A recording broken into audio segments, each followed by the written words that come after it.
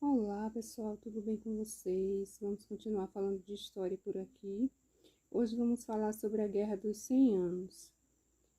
Pois muito bem, a Guerra dos 100 Anos teve como principais protagonistas as duas maiores potências do século XIV, a Inglaterra e a França. Por séculos, seus reis disputaram a posse dos territórios situados no norte da Europa, que mudaram várias vezes de soberano.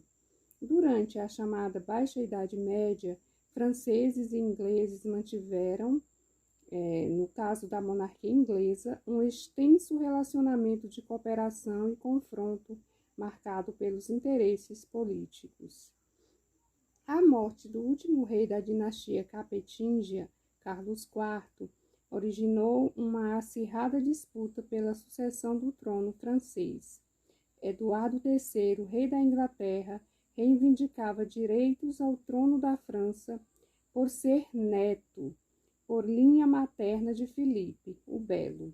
Tal pretensão esbarrava na Lei Sálica, segundo a qual o poder real da França devia ser transmitido pela linhagem masculina. Continuando, sem outro representante real à disposição, a coroa francesa passou a ser usada por um sobrinho do rei Filipe, chamado Filipe de Valois, Filipe IV. Os ingleses descuidaram da decisão, continuaram a reclamar os direitos.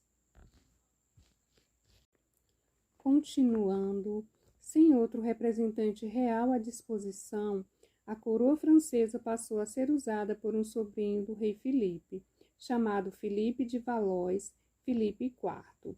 Os ingleses discordaram da decisão, continuaram a reclamar os direitos de Eduardo III e mobilizaram seus exércitos na direção da França. Nessa disputa, boa parte de Flandres tomou partido, que já denunciava os rumos do conflito. A nobreza colocou-se ao lado de Filipe de Valois, enquanto a burguesia apoiou Eduardo. Essa região era ligada à Inglaterra por fortes laços econômicos e políticos.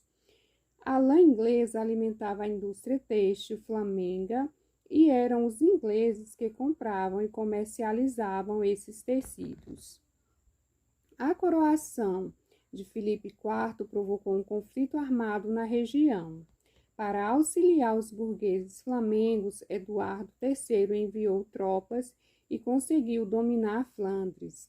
Tal atitude levou a França a declarar suas hostilidades à Inglaterra em 1337, dando início à Guerra dos 100 Anos.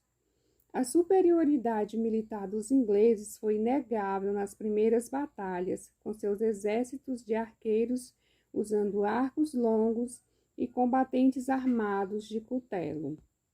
Suas vitórias tornaram difíceis as condições de vida dos camponeses da França.